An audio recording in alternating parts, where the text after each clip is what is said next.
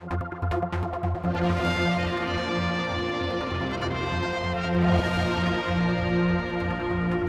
along to the Youth Arts Centre and catching up with Avenue Q Productions, but they're having a workshop today. Nigel's come over to take that. It's all looking extremely great. But first of all, sir, your show, how's it progressing? It's coming on leaps and bounds. We're very, very lucky to have Nigel over and Paul, the creators of the puppets. And as you can see, they're here.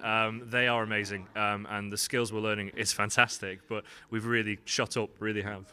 For the rest of the interview, I'd like you to talk through your puppet, because it's good. I want to get motivation. Nigel, you made these then? I mean, No, I didn't make them. No. Paul Germain made the puppets, and it's my job to teach the actors how to use the puppets. And it's quite a difficult task to do, and they're quite, over a period of time, operating, they're quite heavy, so they have to get used to operating these puppets. The background is that I started doing this show 7 years ago for Cameron Mackintosh in the West End, stayed with the show for 5 years while it was in the West End, and then on the tour afterwards.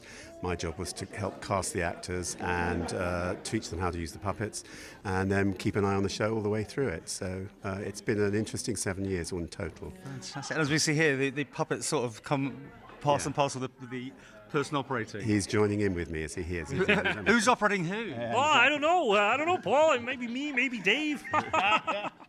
This is Nicky. Nicky's one of the main characters in the show. And he's an interesting character because although at the moment David is operating him on his own, he will be two people operating him, one person doing the other hand, because you can see David's got one hand. So I'll show you. Okay.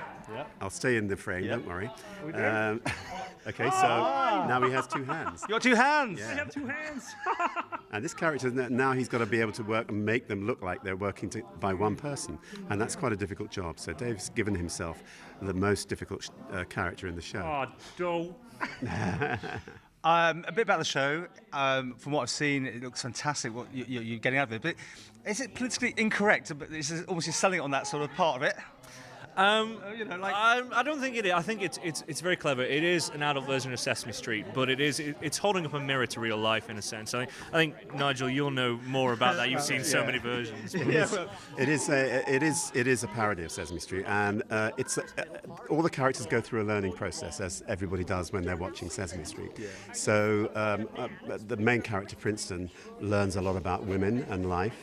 The other main character, Kate, she learns a lot about men and life, and so consequently the whole thing is very reflective of real life, really. Funny, how are these guys doing for you? They're doing fantastic. They're really picking it up well, and we've only done half a day yet. Right. And on that, I know because you're under pressure to get on, so we'll let you go on. Do you want to mention the show, when and where? Yes, you can come and see the show in May the 27th, 28th, 29th, and 30th. So that's practice week.